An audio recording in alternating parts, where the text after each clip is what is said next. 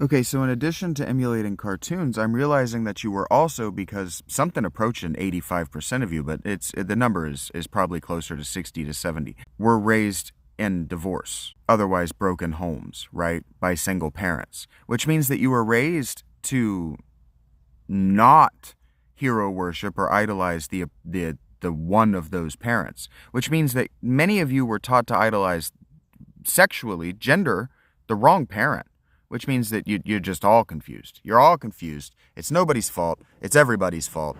And it's confusing, and it's hard to talk about because it seems like everybody's casting aspersions for this. Everybody's mad about it because everybody's mad about everything and they don't know why. Everything's mad at everything because they're ignorant. And they don't know enough about anything to have good answers. And so this is why I was talking about AI, and this is why I was pushing back on AI. Like, you got shit for brains now.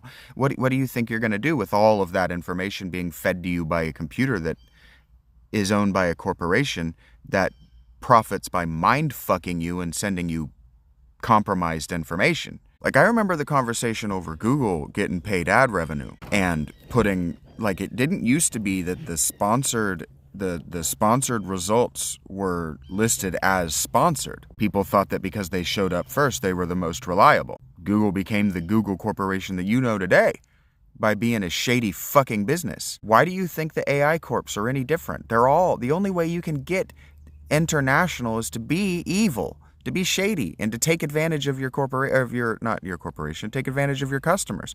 Take advantage of your corporation as well. I spoke the truth. And so Christine de Pizan, she writes about how it's beautiful and lovely and that women should like about men that they need competition. They need to compete. But it's men who tell me to just emulate your betters and do what they do in a lesser way and profit in the same way they do. They don't want me to compete. In fact, you're so beaten down. You're so small.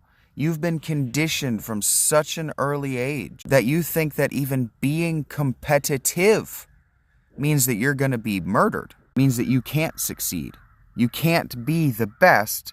So be in the bottom 1%, but profit enough that you're able to survive. And it's like, no, fuck that. If I'm not the best, I'm not the rest. But this has been true at every abstraction of masculinity since Vietnam. Vietnam really, really it castrated the American male because we didn't want to go and fight and die in the jungle for nothing. We're not France. We don't even want that jungle. And I get it. But all those college grads, they took that draft dodger attitude out of their graduations with them. Their ancestors were better than them because they were soldiers who'd seen combat, and they took that combat into the academe.